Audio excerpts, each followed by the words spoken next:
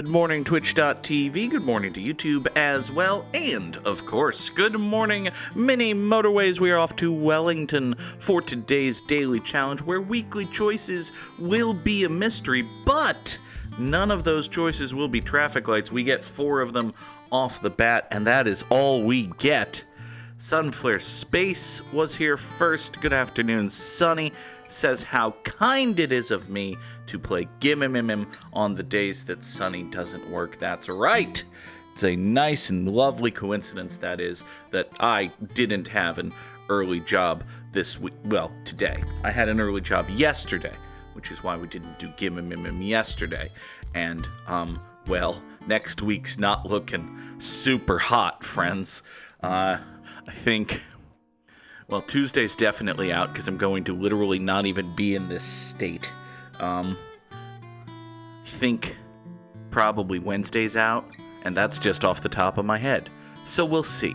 We'll take things as they come. We will do the best we can with what we have, because that, after all, is all you can do in general and in life, and with the streaming schedule of your nichely popular internet morning talk show thingy. Sonny was scheduled to work today, swapped to Saturday, so that he can have some extra money. Well, that is very nice for you. I'm glad that you have done this thing. You have provided a kind and generous service to your coworker and presumably friend. Good job, Sonny. Now then, we have a problem already, immediately. And the problem is this red business here. And I think what we're going to do... Actually, no, we can totally 1B1R this. Never mind. I was going to be mad about stuff, but we don't actually need to be mad about stuff. Because what we can do is run the reds, or run the yellow road, rather, up here. And we can have this red road sneak right in here-ishly. We do exactly this. If we do exactly this, then these 2 red houses can sneak past but not through the yellow neighborhood. And then away they go, off to their very own personal destinations. Good morning, Peter S. And good morning, Hulkamat. There are indeed plenty of things we can be mad at, such as the fact that last night there was another 4-hour dynamite. Why do you keep doing this, Tony? It can't possibly be Tony Khan's fault or idea, even. But why? I'm told it was good. I'm told that there was an excellent Queen Aminata versus Tekla match. I'm told there was a very good segment with Swerve Strickland and Hangman Adam Page. I'm also told that those things aired at 11:35 at night. So, you know, I didn't even know that Bandito was gonna face the Beast Mortos. I forgot Mortos' title for a moment, but title, as if he's ever gonna win a match in All Elite Wrestling. Oh, is the Beast Mortos the best wrestler that AEW will never push? Discuss. Among wrestlers they have, you know, in their employ. I think it's entirely possible that the Beast Mortos is the best wrestler that All Elite Wrestling will just never push.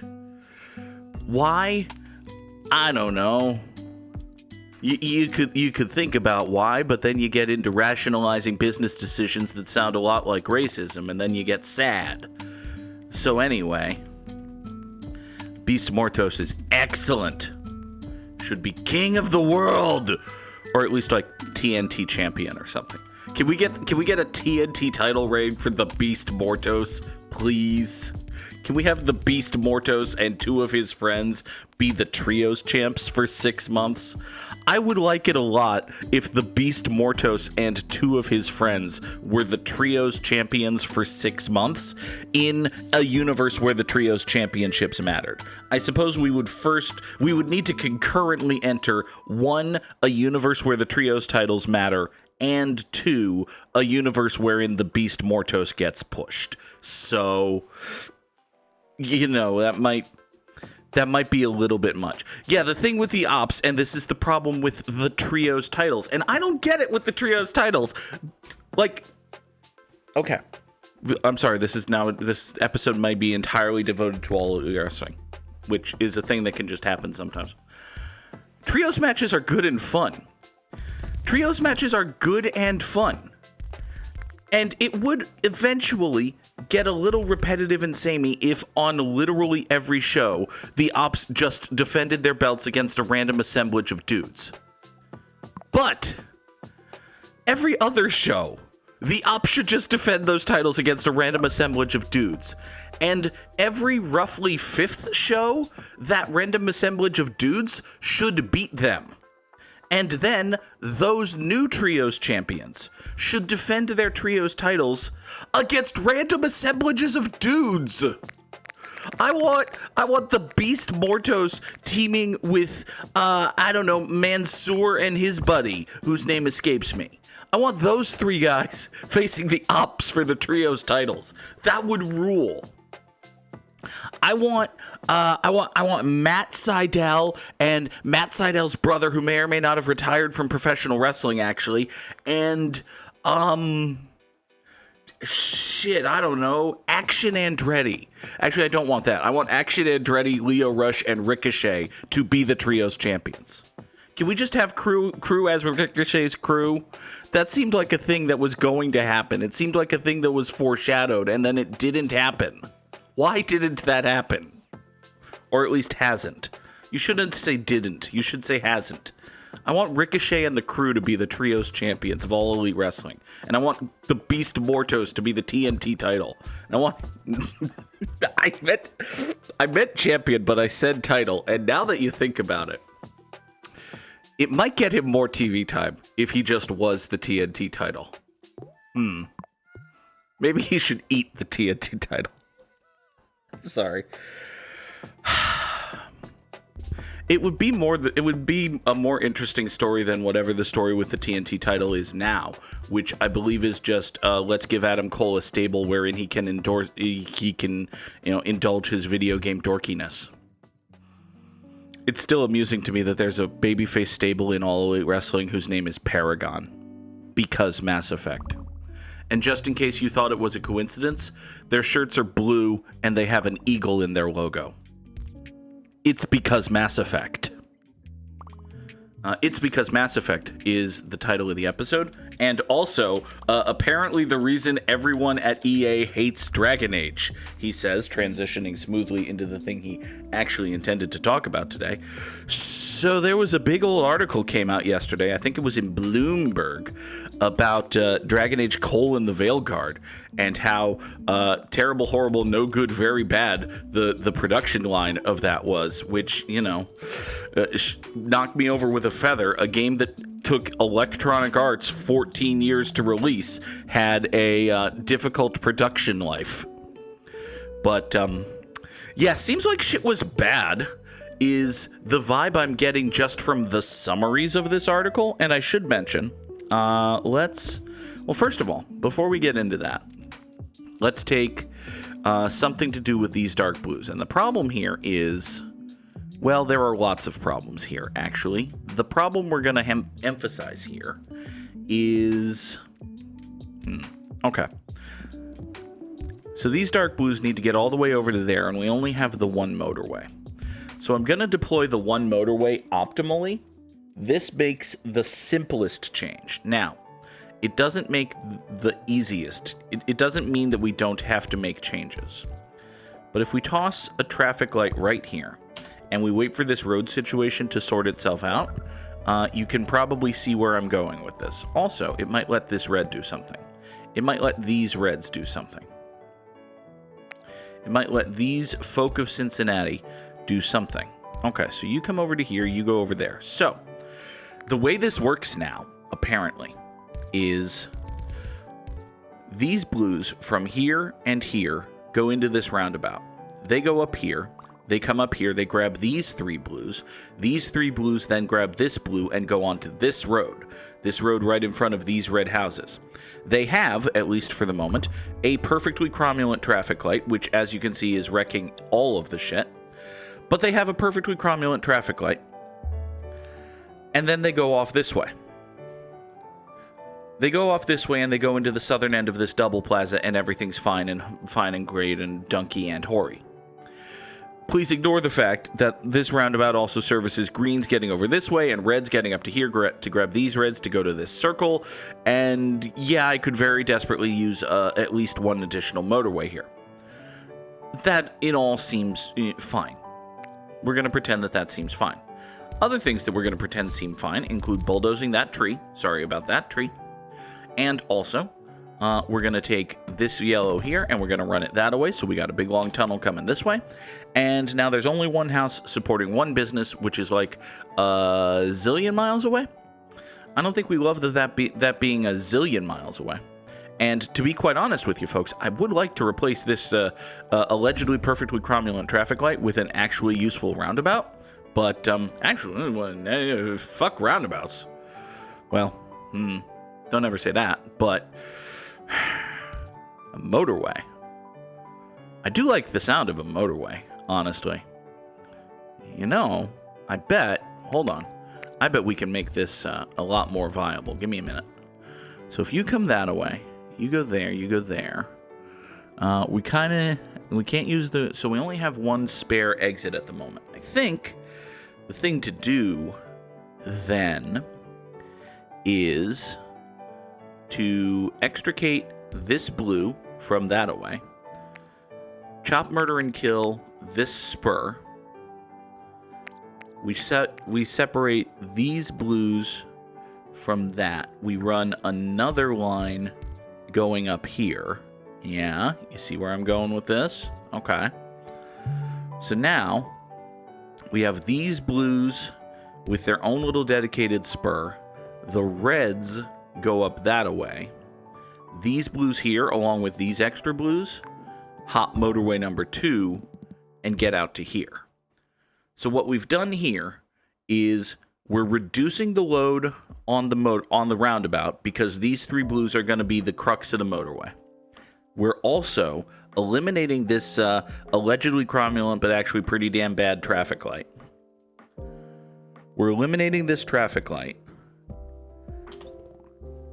And hopefully we're making everything decent and fine.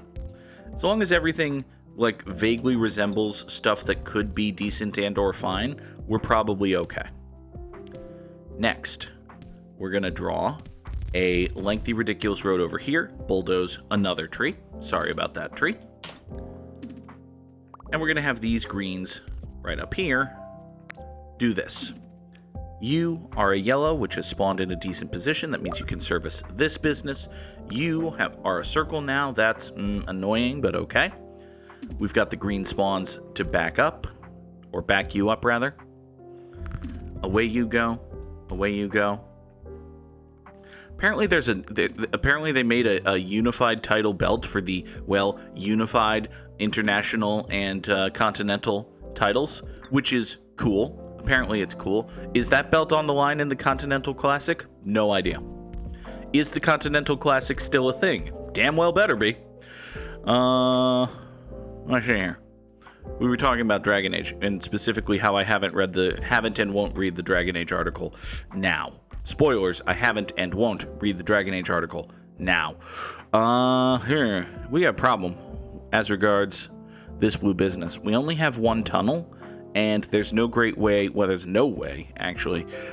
There's no great way. I could just draw a horrible road that bulldozes everything. Horrible roads that bulldoze everything are always an option, and yet. So, yeah, we kind of got a problem. Got a minor difficulty issue here. So what we can do, at least for the moment, and God, this is going to be a terrible plan, we'll toss a few more blues onto motorway number 1, which comes down this way. And then we'll have just this truly ridiculous road right here go off in a... Oh, I'm out of road. Oh! I was like, why can't I draw a bridge? Why can't I draw this bridge? Didn't even occur to me that I don't have the road to support that bridge. So, yeah. Hey, maybe we'll get a motorway this weekend, and that'll solve all of the problems. Well, maybe not necessarily all of the problems, but some of those particular problems. And if it doesn't, like if we don't solve this problem, this business is doom fucked, actually. Come to think of it, this business might just be doom-fucked, period. I might have left this too long no matter what we get. Uh-oh. All right, well, we got the best thing to possibly get, which is a motorway. Let's see here. So you come over here. Let's chop and kill all of this. I want motorway number 3 to go way over here. Can you actually do that and salvage this business? I think so. I think it's going to be close, but we're going to be okay. That's my official prediction. It's going to be close, but we're going to be okay. Look, that's pretty close, but we're okay. Hooray! Well, I suppose I shouldn't confirm once and for all that we're okay until we actually, like, totally eliminate this backlog of fuckers, but nah, we're okay. We're fine. Yeah, this blue business is A-okay. Here comes the second wave, barreling through the remaining bystander backlog. Cool. So yeah, there was a big article in Bloomberg yesterday that went into the let's be neutral and say complicated development process that led to the let's be accurate to my assessment of the video game so far and say good video game, Dragon Age: The Veilguard. Apparently, there was a complicated process involved in the production and creation and design of that video game, and some of the folk who have played it and made it don't necessarily agree with the underscore Goog's thus far reasonably conservative prediction that it is and will remain a good video game. The thing is, like, well, for one thing, it had been 14 years since the last Dragon Age game, and the last Dragon Age game, depending on what you believe and exactly how tightly you hold these particular distinctions, was either a very good or great or capital G great video game. I personally think that Dragon Age Inquisition is like a lowercase g great video game. I don't think it's like a soul-rendingly, historically amazing piece of media in the way that like Mass Effect 2 is. So it is not a, capital G great video game, but these are very fine distinctions. The universal consensus is that Dragon Age: The Veilguard is not a capital G great video game. And I haven't played all of it, but I think that's a safe assumption. I think that's reasonable. I don't think you'd be overly stating much to say that it is probably not a capital G great video game. Anyway, there are some folks who go so far as to say that it is a bad video game, with which I disagree, but... So there's this big article in Bloomberg about how exactly it is that BioWare, the studio that only makes great video games, don't look at Anthem or Mass Effect Andromeda or other bad video games BioWare has made. How is it that BioWare came to make this game? And it appears that the long and the short of it is that EA fucked them over, but also BioWare was kind of fucked. And... I mean, that jives with what I had previously known, but again, I'm trying not to read things. Both in general and in specific. I've also paused here because I was trying to figure out how to fix everything, and I don't have an answer to that. So we're just going to go, honestly. Like, this green business over here is kind of doomed, but at the same time, it has a load of support. It's just that its load of support is coming from a quadrillion miles away. So... please note that a quadrillion is a completely different number than a quadrillion, in that a quadrillion actually exists and is countable, and a quadrillion is a synonym for fuckload. Anyway. So in the build-up to Dragon Age: The Veilguard, I completely ignored, almost as much as I could, the promotional stuff and the hype and around it. I think I watched the first and second trailers for Veilguard, and I had pretty much, I think, a similar reaction to every other rather hardcore BioWare fan, which is that the first trailer made us go, "Oh no, oh no," and then the second trailer made us go, "Oh, okay, it's a Dragon Age game." And once I had the thought in my head that, "Oh, okay, it's a Dragon Age game," I moved on. I was like, okay, I'll play that at some point. And then it came out, and my understanding is that it did all right, but At the same time, EA is not in the business of making games that do all right anymore. It seems as though nobody is in the business of making games that do all right, and either Dragon Age: the Veilguard was going to be the most popular piece of media released in the year 2024, or it was going to be a failure. And that had just been written in the stars a million miles away, 1,000 billion years ago, and there was nothing nobody could do to set, realistic expectations for how well this somewhat niche single-player RPG is gonna do. Like, you're gonna sell well, you're gonna sell like 1 million of them. And nobody wanted to hear the words well and like 1 million. They wanted to hear the words gangbusters and like all of them. They wanted to hear that Dragon Age: the Veilguard is a Fortnite killer or whatever. And, well, I'm sorry to say this, it's not a Fortnite killer. Which is a shame, because, well, Fortnite, but I apologize not even advance. I've shat on Fortnite. I should now apologize to people who play and like Fortnite, which include one person I know and like. Sorry, Leah Fireheart. I'm sure it's a fun video game. It's not for me. I don't know. Oh, God. All right. Let's take a tunnel, I guess. Thanks. I could have used another motorway, but also, I could use anything that unfucks this green situation, and that's not coming. That's just not coming. This green situation is going to be fucked forever.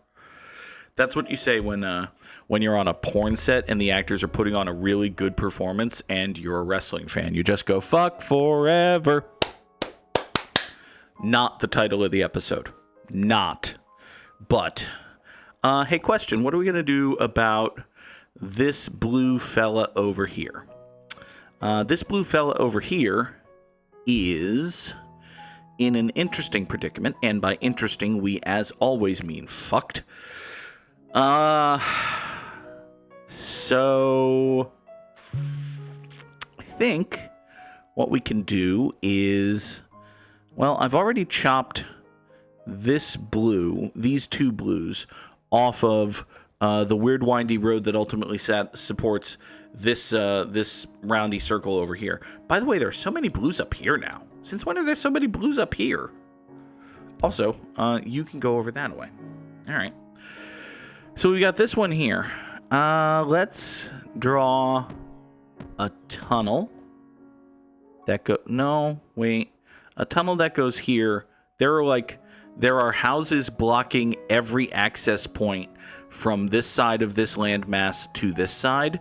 The only way to get from over here to over here is via bridge right here, and I don't have a bridge, so can't get that away.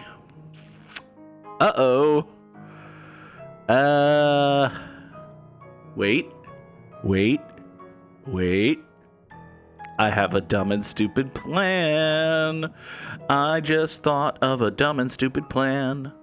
What if we toss the world's most stupidest roundabout? If we have the world's most stupidest roundabout go right here, we can then toss these light blues all the way onto this road here, which goes onto this motorway here to get over here. That's right, the blues in the center of the map want to get to the far eastern side of the map. Therefore, they need to go to the far western side of the map. This makes perfect sense. So we pour a bunch of blues into the roundabout. They come over here. They pass by this green business. They go into this roundabout. They come down here. They go through a dark blue neighborhood. They wind up on motorway number 3, which ferries them into the northern entrance of this business of this double plaza over here. That seems perfectly logical to me. Until and unless we get a bridge. If we ever get a bridge, we can eliminate this spur. I kind of like having this roundabout here because it means no traffic light for these greens to fuck with, but oh man. Oh, this right here is looking, it's already pretty rat-wikey. Oh, we're doomed. Oh, that was such a bad choice. Oh, that was such a bad choice I made. Here, let's make it worse. What we can do is we can take these 3 reds and we can toss them into the roundabout here, which means that they'll come over this way and further fuck the roundabout so as to support this business. That seems fine, right? That'll be good. That's gonna end swimmingly. Oh, God, we're doomed. Okay. Also, this gray business is mad on account of not having been supported by nobody, so we should probably do something about that. What if we draw motorway number 5 that just does this? Yeah, we'll have these 3 beiges right here. Matter of fact, those 4 beiges right there will steal one of the 6 beige houses that currently exists to support this beigeness over here. So as I said, I have not read the big long article in Bloomberg that basically says that EA fucked Dragon Age, but also BioWare was fucked. And I will probably read it at some point, but the reason I'm choosing not to, at least right now, is I want to engage with Dragon Age: The Veilguard as a video game. Like, I talked a little bit about how it felt like the game lacked confidence in itself. And if you think about it, and if you read between the lines, you can see, oh yeah, studio lacked confidence in game. No wonder game feels like it lacks confidence in itself. At the same time, I don't want to read too much or be thinking too much about, oh, this character's dumb and bad because the studio sucks. Or like, oh, this quest is silly and went nowhere because EA is bad. If a quest is bad and goes nowhere, the quest is bad and goes nowhere. And if a quest is good and fun, I want to be able to say quest is good and fun. 1,983 commuters over 84 days is a number. It feels more bad and stupid than good and fun, to be honest, but it is top 10% in the world. It is, in fact, a fucking GG against our dear friend Samurai Sam. So, yeah, hooray! Glory and triumph for me, the _Goog. I wasn't prepared for that. Wasn't prepared for dropping the GGs in chat today, but here we are. Here we stand, light of day and all that. All right. I was like, what is that from? Then I remembered. It was from Frozen. My point, as regards Dragon Age: The Veilguard, is I'm going to play the video game. Like, we've been playing the video game on stream. We've been having a reasonably good time with it. It is, for the most part, to this point, a good and fun video game. Is it as good as Dragon Age: Inquisition? No. Is it as good as Dragon Age: Origins? Yeah, probably. Like, speaking as someone who tried to play Dragon Age: Origins like a year or 2 ago, I'm having a more fun time with Veilguard than I had with Origins. The story of Veilguard is not yet, and perhaps never will be, as rich and deep and world-buildy as the story of Origins, but also, it's fun to play as a video game, which is nice. Like, I've had more satisfying experiences plinking dudes in the skull in Veilguard than I had in any battle in Origins ever. So, you know. My point, I guess, is there's a big article about Dragon Age: The Veilguard, and perhaps that will cause people to be interested in Dragon Age: The Veilguard, and perhaps they may wish to watch someone, such as, say, the _Goog, play Dragon Age: The Veilguard. As entirely possible. Weirder sequences of events have happened, is what I'm saying. Anyway, we're going to play Dragon Age: The Veilguard on stream later tonight. Now, we're going to try to guess the Wordle word. And it could be colon. There's nothing saying it's not colon, aside from the fact that, well, it's not. But in the moment, it could have been. All right. It could be, well, it can't be apron, because there's no O. But it is a word that ends with N. It could be brain. Nothing saying it's not brain, aside from the fact that it's probably not brain, but it could have been, and now we know that it's not. Okay. That's unfortunate. It could be fane. could absolutely be Fane. It's not, but that was a deepish, cuttish word to pull out. We're kind of okay. So we got a couple of vowels going. That's great. What about? Well, it cannot be. It's not domain. It's not begin. Those are both terrible guesses. Domain is a 6-letter word after all. All right. What about? So the I's got to be one of the first 2 letters. So what if it's like Vixen? It could be Vixen, right? There's no reason it's not, aside from the fact that that would be a hell of a pull. But that's apparently a hell of a pull. I mean, we'll take those. Absolutely, we take those. Thank you, Peter S., for the celebratory crab brave. And now, let us guess some time. Hi there, gold record for a guy who plays Mr. Bean and Friends. What's your deal, guy who plays Mr. Bean and Friends? I feel as though I'm supposed to know who all of these people are, not just guy who plays Mr. Bean, whose name I'm like 81% sure is Rowan Atkinson. So this is BBC Records gold record for not the 9 o'clock news. Okay. I think I've heard of that. I think I'm familiar with that. I think, judging from context and everything, that was probably a comedy sketch that these folks did in and around the vicinity of Jolly London Town. Means they may have done upwards of 9 episodes of the thing. Anyway, so we're in probably the greater of the Britons, most likely somewhere in Jolly London Town, come to think of it. And it's probably sometime in the 70s or 80s, given the not horribly elderly look of guy who plays Mr. Bean. Gonna be really upset with myself and thoroughly embarrassed if it turns out that this isn't the guy who plays Mr. Bean, who, as I recall, has turned into a bit of a shitfucker in his old age. So this is Barclays Bank. Okay, so we're near a Barclays Bank in Jolly London Town. Got it. All right. Seems reasonable. Let's go in here, find us a Barclays. There are probably only several thousand dozen of them in the world, not necessarily all in Jolly London Town. If there were several thousand dozen Barclays banks, brick and mortar establishments in London, that would be a lot. All right. Where are we going, friends? Do we want to head for the Trafalgar? Could be in the square of the Trafalgar. Yeah. Map got minimized on account of I scrolled too far. All right.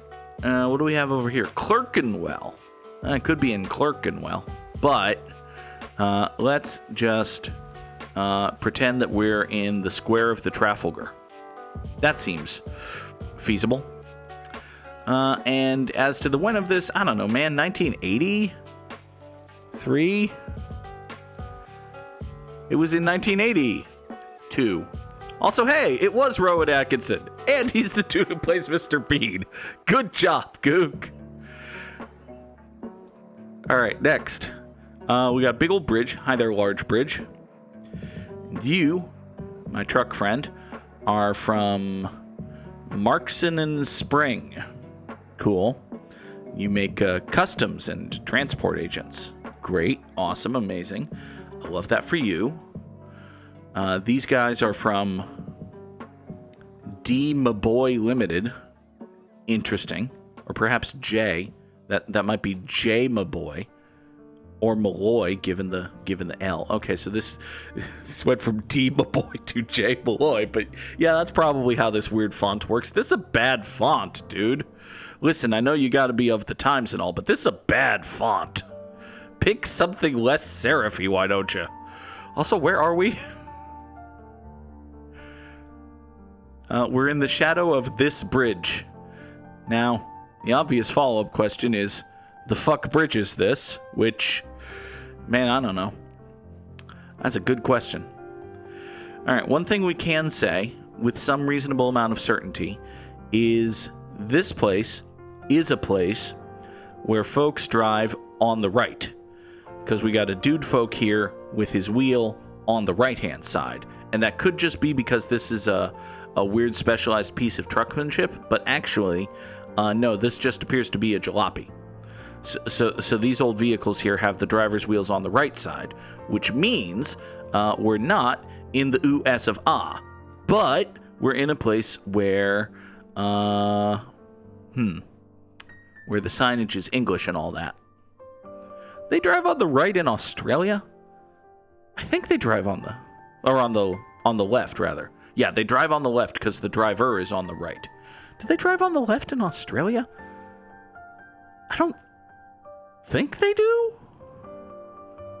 Aussies drive on the left. Oh, okay, they do. All right, then. I'm going to go ahead and guess that we're in Aussie land, then. Probably. That seems feasible. Man, if I was a person who recognized bridges, this would be so much easier. But maybe this bridge is in Sydney? I mean, it's entirely possible that this bridge is in Sydney. It's also entirely possible that this bridge is in Chicago, except with weird cars. They could have just had a handful of badly made weird cars in Chicago. I don't think that's the case. I think we're probably in Sydney, actually. But anyway. All right. Sonny doesn't recognize. Yeah, you'd also just plunk it somewhere in Sydney and be like, oh, let's hope for that. Let's see. Well, if there's gonna be a big ol' water spanny bridge type thing in and around the Sydneys, it could be there. It could be over to here. It could be right there. Man, I don't know. There. We'll go right there in 19 that. I was on the other side of the bridge, but good job, Goog. That's the Sydney Harbor Bridge, apparently. Neat. And it was 1935, so we take those. We absolutely take those. All right. Hi there, big ol' haul of fuckers. What do we got going on here? We have Germany's expansion during World War II. All right. So we're talking about Germans and how land yoinky they were at one point. I said were Germans. Don't get mad at me. All right. So looks like. Now this said during World War II, right? So that tells me that this is at least. I don't think they were calling World War II until the U.S. got involved. Yeah, this does kind of feel like we got, panel of judges and, we got panel of folks at least. Yeah, we got a witness here. We got folks up here. You know what? This couldn't be a UN thing, could it? Could this be like in 1950 in New York at the UN building? Because we got American flag here. The fact that this is an American flag tells me like this isn't the trials at Nuremberg or this isn't The Hague or nothing like that. This is happening in the US. Like the only way this flag would be displayed right here, all by its very own America self, is if this was happening in the United States. Yeah, headphones on the wall under the map. We've got lots of folks are wearing headphones. And I think the reason for that is because they're hearing translations from whoever's speaking. Like there are speakers speaking multiple languages which are then being translated, and these folks are listening to the translations. So this is like this is a big international, holy shit, Germany, you guys were real fucking evil at shit. The kind of shit that should happen to the US in like 5 years ago, but like hasn't and won't. So, one of these. Good morning, Sam. We're dooming, apparently. So yeah, I think we're in like the United Nations building in New York in 1955? Can't be any more recent than that, can it? Am I supposed to recognize any of these folks? I don't really think I'm supposed to recognize any of these folks. But yeah, 55 feels like a decent enough guess based on the 55 with these headphones? Maybe 60? No. It wouldn't be 6. Headphones were a thing in 1955. What does this sign say? It's the fire and sewer. Bad place to store both of those things. Pick one, move the other. All right, so we're in the United Nations building, which is in New York. And by New York, we mean Manhattan, which is what everyone means when they say New York. As I recall, the UN is on, like, the Upper East Side of Manhattan. Is that right?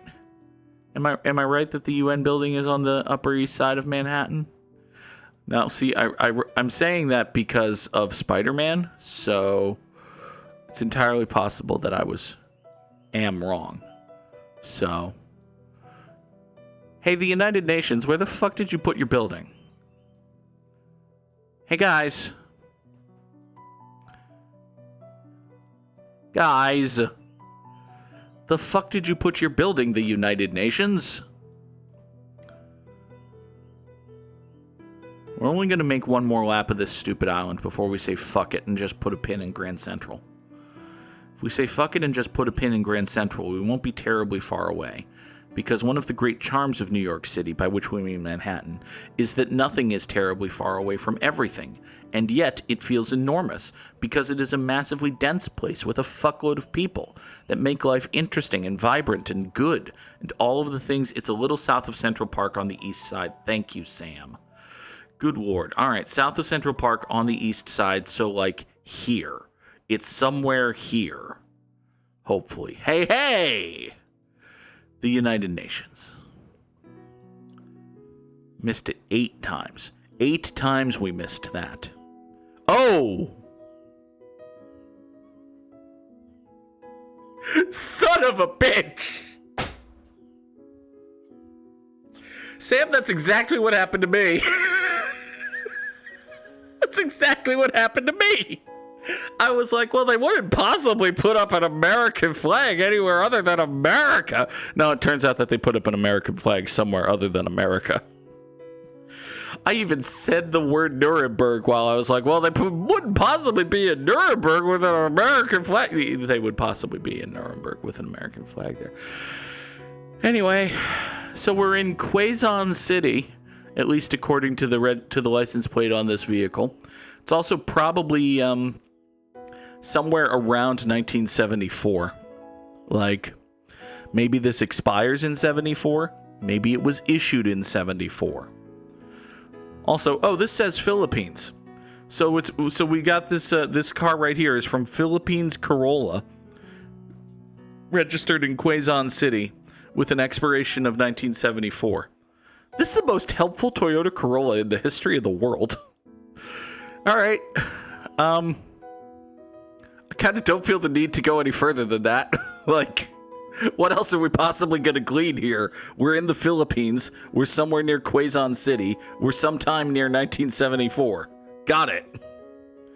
Now, the question is, where the hell is Quezon City in the Philippines? But, well, first it would help if I zoomed in on the Philippines and not Indonesia. Hi there, are you the Philippines? You're the Philippines. Cool. Do you have a Quezon in you? That would be exceedingly helpful. Uh-oh. Well, if we don't find Quezon real fast, the Mets do have the best record in baseball. Would you like to hear a related development? Juan Soto's hitting homers. It's good. Edwin Diaz looks like Edwin Diaz. It's good. Pete Alonso's good. It's good.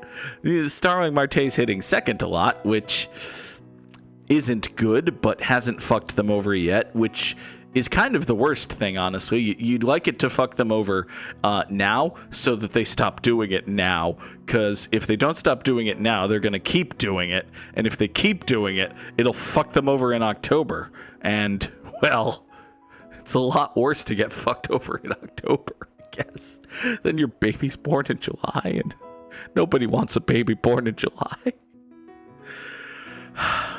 It's a shot at a great many people in the world, not just the _Goog whose birthday is in July. All right. I haven't seen Quasar, but I've also been laughing and ranting about the New York Mets. So, yeah, I don't know where Quasar is. I think we're going to give up and just stick a pin in Manila and call it good. We're going to be somewhere within 1,000 miles, and it'll be, hey, I found Quezon City. It's in Manila. Fucking amazing.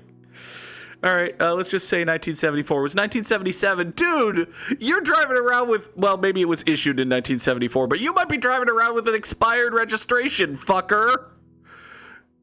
48 years ago, fucker. All right, then. Now, we got palm trees, interesting, and we got this old building right here is the first thing that jumps out at me. Ow, ow. Where are we going to combine palm trees and buildings what look like this? That's a wonderful question. Greece, maybe? I don't know. What do we got here? This says Baraka, pure natural water. Okay. Interesting. Oh, we've got, is that Arabic-looking scripting on the backs of these chairs? Maybe? Possibly? M and S are friends or makers of this chair, possibly. What is your thing here? You've got another nice bottle of Baraka, all-natural water. Okay. Cool. So where are we going to have this and that? Morocco? It could be Morocco. I think that combines all of the things that we know here, right? Like, okay, we've got the tourism police. Super. Glad that they're out in force. I think Morocco would combine all of the individual elements we've seen here, specifically the English writing, some Arabic writing, buildings that look like this, and trees that look like that. I could be wildly off base with that, but it doesn't feel horrible, honestly. Kind of wish there was a more obvious hinty thing, but I think we're supposed to know what that building is, or what this building is for that matter. I mean, this building. I've kind of been ignoring this building. This one hell of a building, too. Look at that thing. That's impressive. We're probably supposed to know what either of these buildings are, and, well, it's a place that gets tourism. We've got umbrellas that look like that. Is that umbrella supposed to convey a flag? Would it be helpful if I was a person who recognized flags? It would be very helpful if I was a person who recognized water bottles, but, well, all right. We're in Morocco in 2010. Maybe. Did I say 10? I meant 3. We're in Morocco in... What are you holding in your hand, buddy? Oh, you've got a little brick phone. Yeah, I feel better about my 2003 seeing your little brick phone. Okay. Yeah. Fine. We're in Morocco in 2003. That's entirely conceptually feasible. Yeah? Maybe? We're in Egypt in 2009. You know, I'm not gonna feel horrible about fucking that up. Like, it's got the Northern Africa vibes with the, okay, I probably shouldn't conflate Morocco and Egypt. There's like 2,200 miles between them, but okay. Also, it was 2009, so oops. All right, 36,693 is sure is a score. It seems like a decent one. We'll take those. I'm okay with a 36693 on this day. For today's Immaculate Grid, we need Guardians and Tigers and Reds and Twins and dudes what were born outside the 50 U.S. states and D.C. And dudes what pitched. A dude what pitched and was born outside the 50 U.S. states and D.C. is, as Sonny has so helpfully pointed out, one Pedro Martinez. You go right down there, my dear friend. All right. Dude who pitched for the Minnesota Twins is the greatest pitcher of all time, if you believe the Goog who played the Immaculate Grid 6 months ago, Brad Radke. And a dude who pitched for the Cincinnati Reds is, of course, Pete Shurik. We actually get to use these somewhat deep cuts who aren't as talented or versatile as the Goog thinks they are. Sort of. Dude who plays for the Guardians and was born outside the U.S., 50 U.S. states and D.C. is, oh man, Francisco Lindor fits the square. Jose Ramirez fits the score. Dennis Martinez fits the square. So let's go with El Presidente. And a dude who was born outside the 50 U.S. states and D.C. who plays or played for the Detroit Tigers is... I think David Price is from the U.S., so we probably shouldn't say David Price. We should instead take the layup and say Miguel Cabrera. No, nonsense. Take the slightly more challenging layup and say Pudge Rodriguez. Ha-ha! Single-digit percentage layup, that is. All right, now, we must unfortunately name some actual dudes. Dude who played for the Twins and the Tigers is a shit-headed fuckbagger, but... it's Torrey Hunter. So, curse him. Asshole. But at the same time, he's a dude who fits the square. Dude who played for the Reds and the Guardians. Listen, if he hunted Tories, he'd be a much better person. Instead, he broadly sympathizes with them. Particularly the Rowlings of them.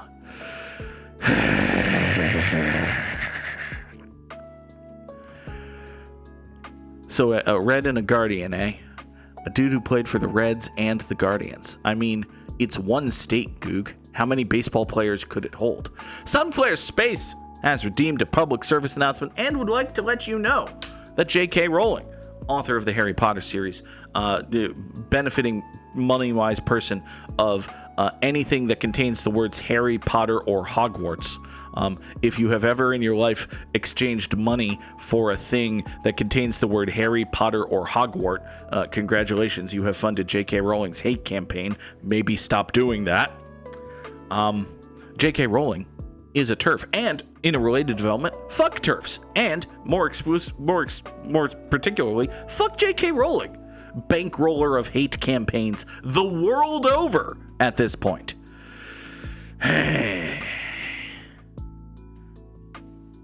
Anyway, so we need to remember some dudes, like some actual proper baseball playing dudes. Like a dude who played for the Tigers and the Reds is a good question, honestly. Billy Hamilton was a Red. I don't think he played for the Tigers. Bobby Higginson was a Tiger. He didn't play for the Reds. Sandy Alomar Jr. was a Guardian, but he didn't play for the Reds or the Twins. Scott Erickson was a Twin, but he didn't play for the Guardians. James Howard Thumb fits the centered square, actually, now that you mention it. So, there go the Twins. Next. Carlos Baerga was a Guardian, but he didn't play for the Reds. Brandon Phillips was a Red, but he didn't play for the Guardians or the Tigers. I might not know this dude. The one good player on the god-awful 2003 Tigers was a Red. It's not Curtis Granderson. That was before his time. Dimitri Young? Was Dimitri Young a Cincinnati Red? Do you think Brad Radke ever gets called Bradkey? Yes. Yes, I do. I think that Brad Radke has a screenplay that he'll never show anyone unless he gets drunk and you ask him.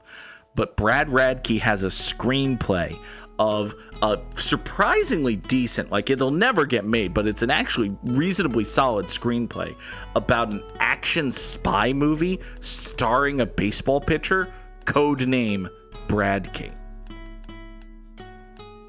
Brad Radke has that screenplay, and if you get 2 drinks in him, he will show you it. You should listen to his treatment sometime. Their worse movies have been made than Brad Radke's as yet unproduced screenplay.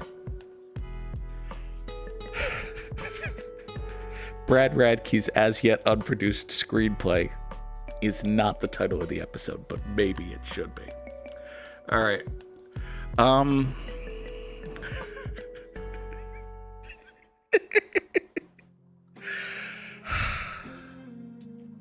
I have no idea who played for the Tigers or the Reds, honestly. Ever in the history, no man has ever set foot in Cincinnati and emerged the same, let alone as a baseball player. Come on now. Ellie De La Cruz is a Red, but he's never played for anyone else. Aroldis Chapman was a Red, but he never played for the Tigers or Guardians.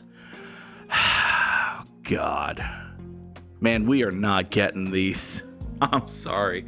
Ryan Friel was a Red. Did he play for the Tigers or Guardians? Maybe. It's entirely possible that Ryan Friel played. No, I think he played for the Nationals. Fuck. Nick Johnson was a National, but he doesn't fit the square. Josh Hamilton was a Red.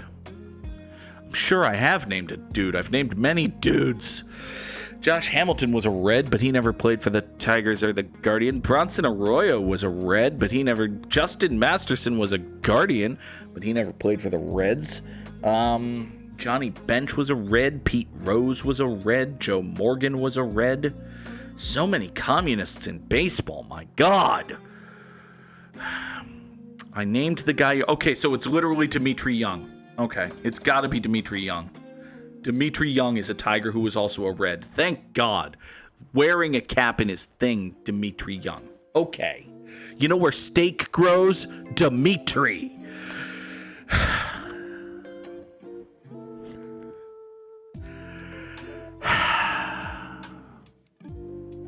Omar Vizquel was a Guardian. Who's not a Red. Ow. He's also another shitbag. If I had a nickel for every legendary shitbag who was also a middle infielder for the Cleveland Guardians, I would have 2 nickels. Okay, Sam, I would ask that you delete that quote simply because it makes people think that I came up with that. I stole that bit. That is a dugout bit. That is not a Goog bit. I'm glad you found it funny, though. I think it's Del quote, not delete quote, but thank you. Anyway. Fuck, man. A Guardian who played for the Reds. Or, perhaps, a Red who played for the Guardians. Brandon Phillips. Man, Brandon Phillips bounced around a bit after he left the Reds. I know he played for the Red Sox. I know he played for the Angels. I got nothing else, though. So I don't think it's Brandon Phillips. I feel real bad now because we're one away from an immaculate grid, and actually getting these right is one of the few joys we have in life. But, geez, buds. I think Paul Ossenmacher? Paul Ossenmacher was a Guardian. Chuck Nagy was a Guardian. Joe Table was a Guardian. Did Joe Table ever play for the Reds? I don't think so. Shit. Again, I say shit. Johnny Cueto? Did Johnny Cueto play for the Guardians? Because Johnny Cueto played for the Reds. I don't think Johnny Cueto played for the Guardians. Sonny, you've missed nothing. We're just naming guys who didn't play for the Reds and Guardians. Fuck. Joey Votto was a Red who only played for the Reds. Ugh. Willie Mopena was a Red, but he didn't play for the Guardians. Shit. All right. Guys I've named. Bobby Higgins. Travis Fryman. Travis Fryman? No. Travis Fryman was a Tiger and a Guardian, but not a Red. Fuck! It's not Brandon Phillips. It's not Aroldis Chapman. I don't think it's Billy Hamilton. I'm reasonably confident it's not Billy Hamilton. He played for the Reds, and he played for the White Sox, and I think he played for the Angels, but he didn't play for the Guardians. It's not Mark Lemke. He played for the Atlantans. It's not Omar Vizquel. He played for the Guardians. It's not Roberto Alomar. He played for the Guardians. Fuck. Shin-Soo Choo. Shin-Soo Choo. Shin-Soo Choo played for the Reds and Guardians. Didn't he? Hold on. I know he was a Red. I know he played other teams. I think he played for the... Oh, this is going to be wrong, and I'm going to be mad at myself. Shin-Soo Choo? Shin-Soo Choo! Yes! Oh, Brandon Phillips also played for the Guardians. Okay, fine. We could have done this a lot quicker. Oh, God. Jesus. All right. Folks, that is going to do it for us here today on Good Morning Mini Motorways. As previously stated, we will be back later this evening with Dragon Age: The Veilguard, a lowercase g good video game. Oh, God. Have a good day, everybody. Goodbye.